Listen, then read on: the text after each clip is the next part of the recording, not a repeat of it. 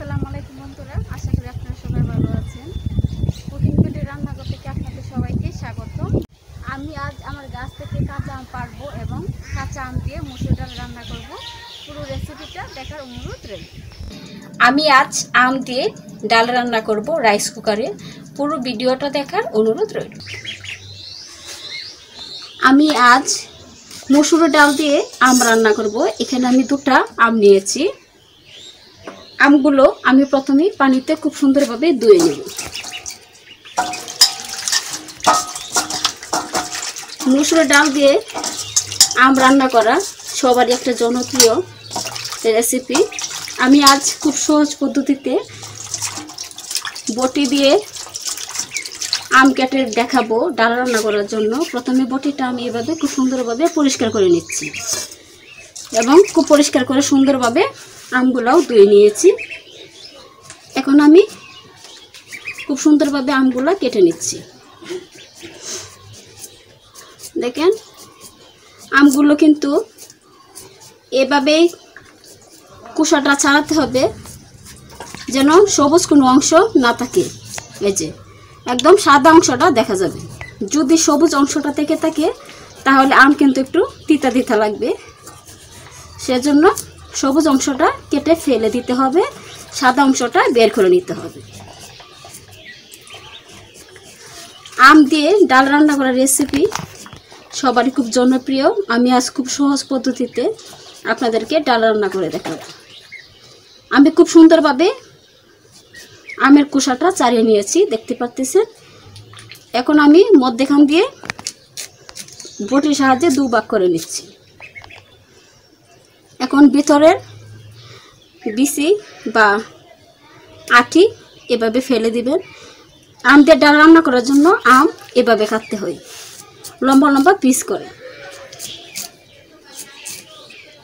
এই যে দেখতে পাচ্ছেন আমি কত সুন্দরভাবে কেটেছি। যেহেতু নতুন আম সেজন্য অনেকটা কষ তার ভিতরে রয়েছে, আর পানিটা দিয়ে রাখলে কষটা থাকে না। আমি পানিটা জুড়ে নিচ্ছি। যেহেতু নতুন আম সেজন্য পানি দিয়ে পানিটা জুড়িয়ে নিয়েছি। আমি আজ খুব সহজ পদ্ধতিতে আম দিয়ে মসুর ডাল রান্না করে রাইস কুকারে আপনাদেরকে দেখাবো। তো আমার পুরো ভিডিওটা না টেনে পুরো ভিডিওটা দেখবেন, অনুরোধ রইল। এখন আমি রাইস কুকারের লাইন দিয়ে দিলাম, রাইস কুকার অন করে নিলাম। আম দিয়ে ডাল রান্না করার জন্য আমার যা যা উপকরণ দরকার: মসুর ডাল, লবণ, হলুদ গুঁড়া, ধনিয়া গুঁড়া, ডাল মশলা, কাটি সরিষার তেল, পেঁয়াজ কুচি, তেজপাতা, কাঁচামরিচ কুচি, রসুন কুচি। আমি প্রথমে মসুর ডাল খুব সুন্দরভাবে ধুয়ে পানিটা জুড়ে নিয়েছিলাম। এখন আমি রাইস কুকারে দিয়ে দিচ্ছি। এখন আমি পরিমাণ মতো পানি দিয়ে দিব মসুর ডাল সিদ্ধ হওয়ার জন্য। পরিমাণ মতো পানি দিয়ে দিলাম মসুর ডাল সিদ্ধ হওয়ার জন্য।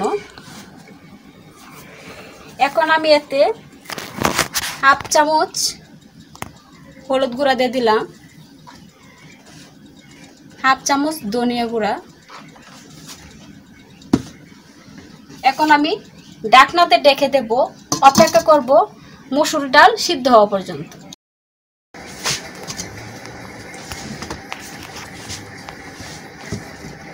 দেখুন,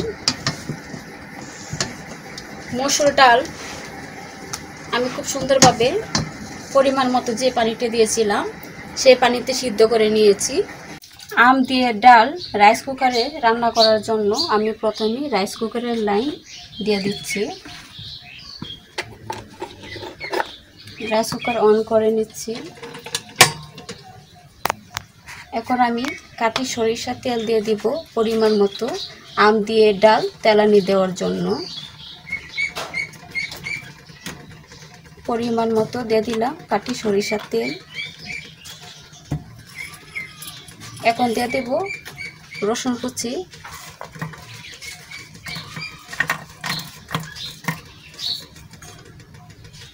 পেঁয়াজ কুচি, কাঁচামরিচ কুচি,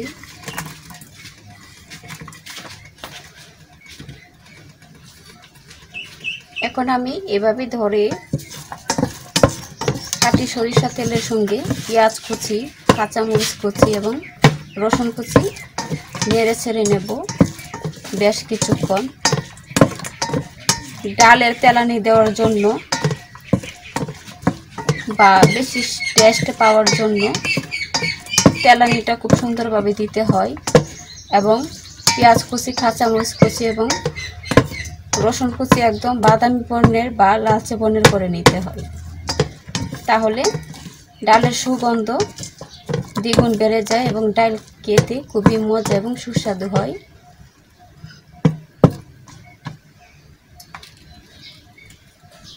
এখন আমি এতে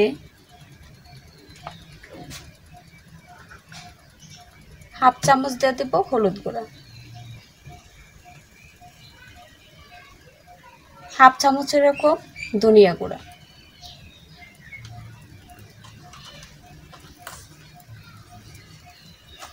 এক চামচ দিয়ে দেব লবণ। লবণটা অবশ্যই পরে দিতে হয় তেলানির সময়, কারণ আগে যদি লবণ দেওয়া হয় তাহলে কিন্তু ডাল সিদ্ধ করার সময় যদি লবণ দেওয়া হয় তাহলে কিন্তু মসুর ডাল সিদ্ধ হয় না।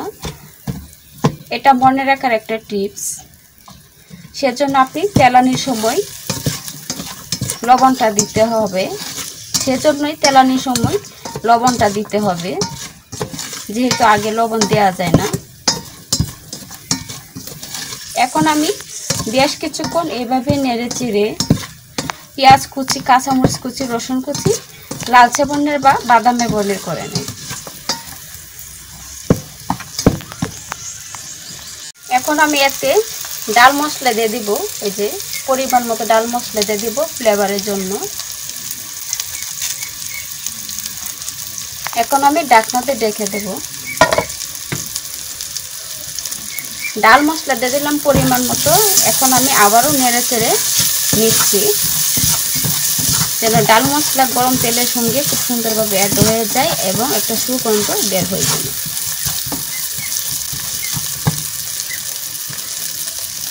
এখন আমি ঢাকনাতে ঢেকে দেব, অপেক্ষা করব সুন্দরভাবে পেঁয়াজ কুচি, কাঁচামরিচ কুচি এবং রসুন কুচি বাদামি বর্ণের বা লালচে বর্ণের হওয়া পর্যন্ত। ফিরে আসলাম কিছুক্ষণ পরে, দেখুন খুব সুন্দরভাবে লালচে বর্ণের বা বাদামি বর্ণের করে আমি ভেজে নিয়েছি পেঁয়াজ কুচি, রসুন কুচি এবং কাঁচামরিচ কুচি। এখন আমি এতে দুটো তেজপাতা দিয়ে দেবো ফ্লেভারের জন্য। এখন আবারও নেড়ে চেড়ে নিচ্ছি যেন সবগুলো উপকরণের সঙ্গে তেজপাতা খুব সুন্দরভাবে ভাজা হয়।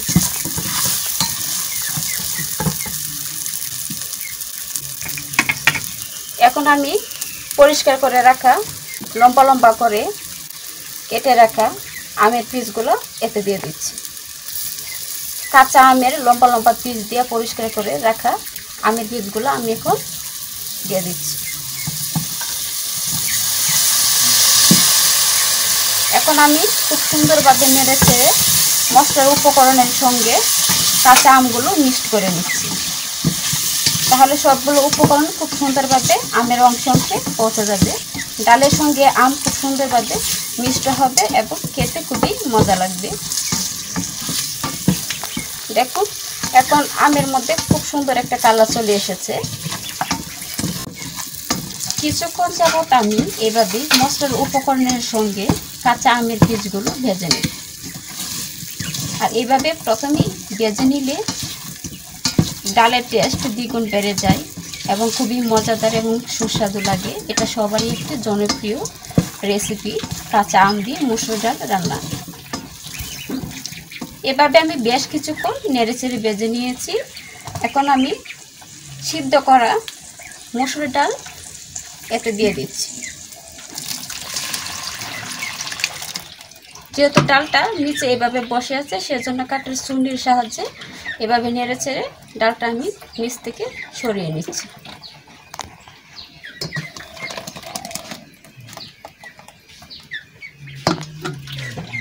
এখন আমি আবারও খুব সুন্দরভাবে নেড়েচেড়ে নিচ্ছি, যেন মশলার উপকরণের সঙ্গে খুব সুন্দরভাবে সিদ্ধ করা ডাল মিক্সড হয়।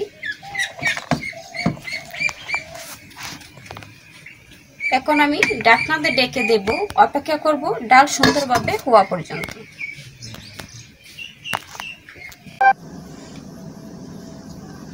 দেখুন খুব সুন্দরভাবে হয়ে গিয়েছে রাইস কুকারে আম দিয়ে ডাল রান্না।